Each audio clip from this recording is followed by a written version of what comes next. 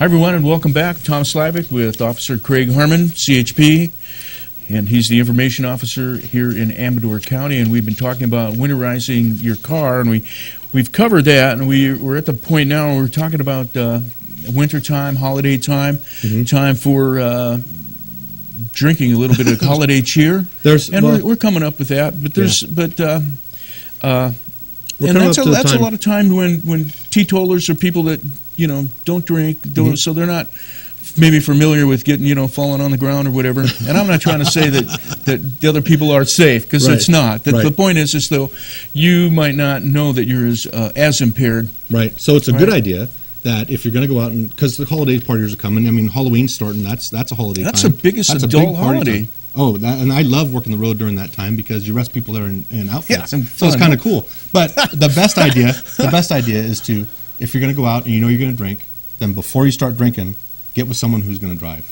Exactly. Do it beforehand, because once you start drinking, you're thinking, well, I'm fine. So do it ahead of time. Do your homework, and you don't have to worry about it. And you have a good time, and everyone's safe. And that's what we're after. Because most people know the more you drink, the soberer you think you are. Oh, I'm fine. Yeah, exactly. And you're irrational at that time. Right. You're not making good decisions. And if everybody else is partying with you, they're not going to do it. We just had a case of that drowning guy, right? 10 o'clock in the night, says, we've been drinking all day, but now I'm going to go swimming. Yeah.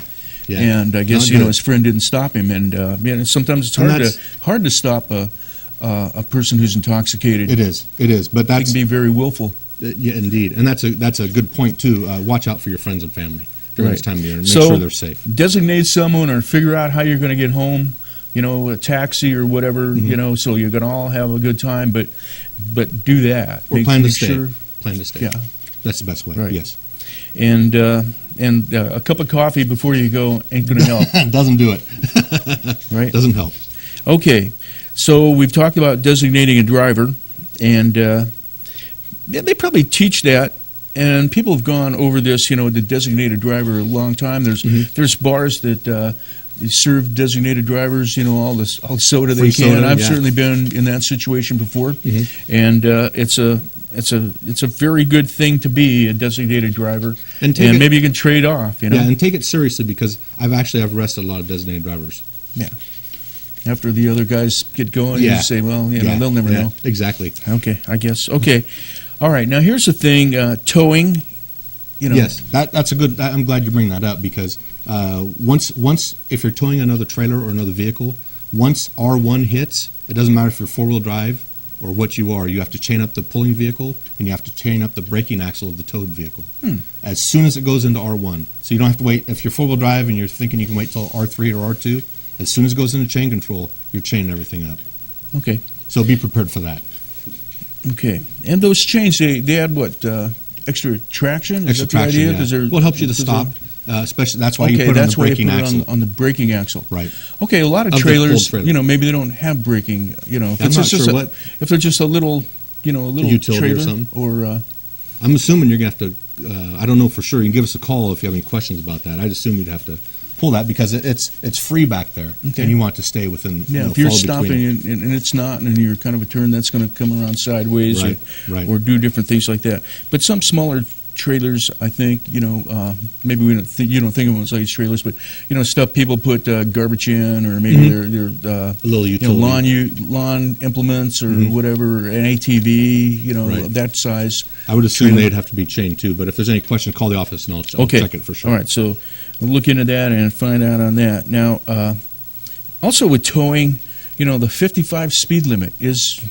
Oh yeah. Is there a 55 speed limit? I know there is, but I just came back off A5 and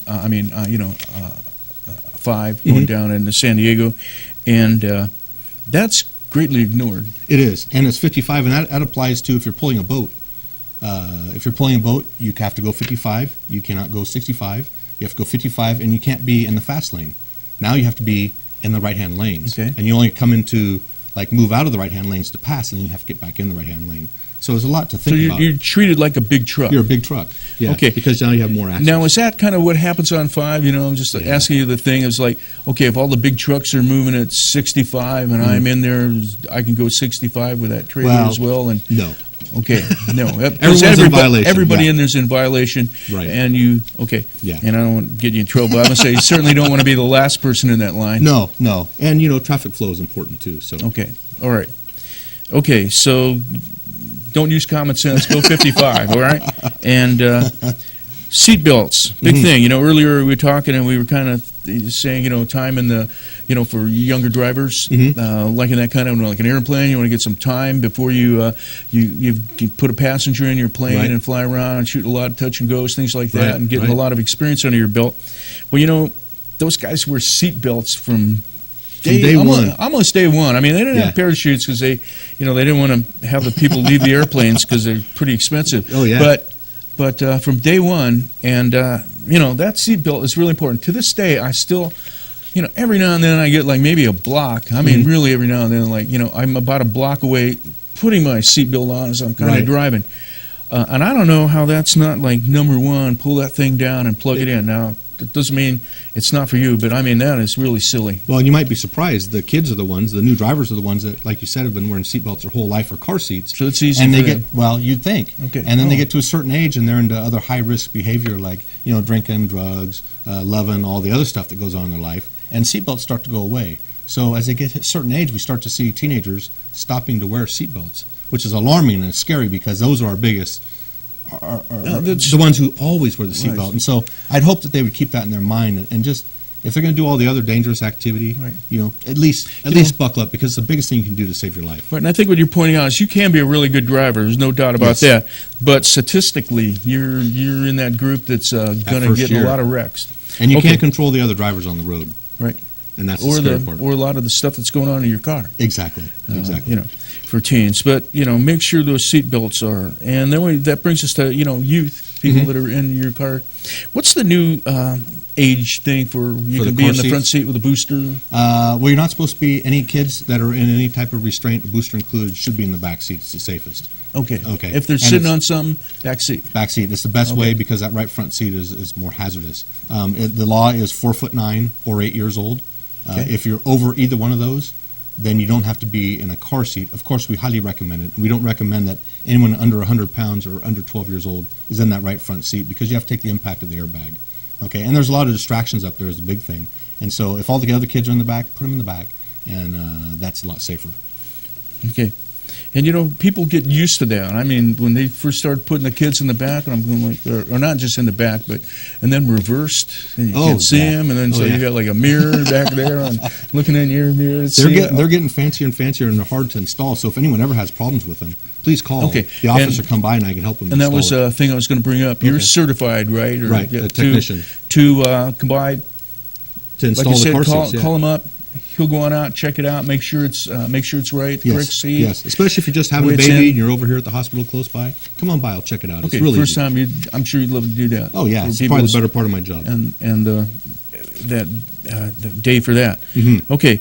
Also, the seats change. When they get bigger, Right, right? right. And so people need to know the right seat at the right time, and they can get a hold of you for that Oh too, yeah, right? oh yeah. Now, isn't there a lot of times, Craig, where those are offered for free, or they're given They to are. people? We have seats that if you don't have the money, give me a call and we'll set up an appointment. The health department, Nancy Joyner, she has Baby Welcome Wagon and a bunch of other programs for brand new kids.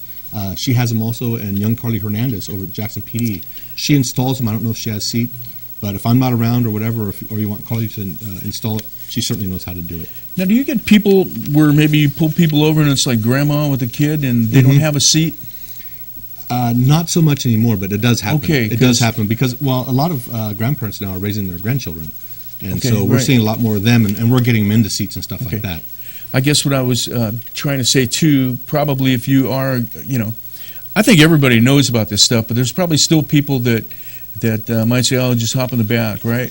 So, but it's hard for me to think of a parent that wouldn't say, "You can't take my kid. You don't have any seats Well, in your there's car." that, and just try driving down Jackson without your kid in a car seat, and everyone in the world will be calling the cell phone So you need to, or yelling at you. and you can get a seat and you would put it in their car and everything too. And it's a lot take easier. care of that. It's a lot easier to go buy a seat and have me install it, or however we work it, than to have to pay close to probably $400. I think for too, a ticket. people ought to think too, even more so, how these are very important, especially as the cars get lighter and lighter, and that airbag impact that's going to happen.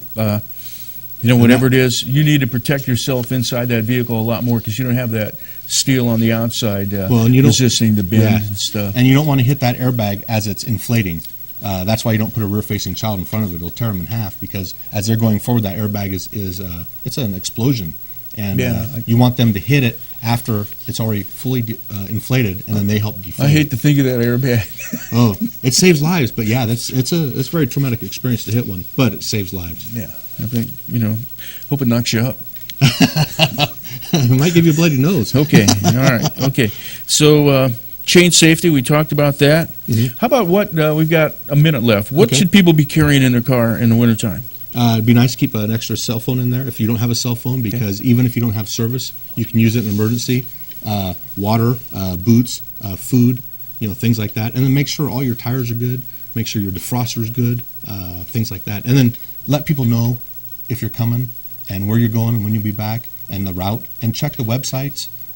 Check Caltrans website. Make sure the roads are clear, so you know going into it what you can expect. And that's a good thing, because that's a great advancement that we've had with everybody going on web and being able to get information there. Yes. Okay. Well, from the information officer, Craig Harmon, and we talked about things carrying your car in the winter.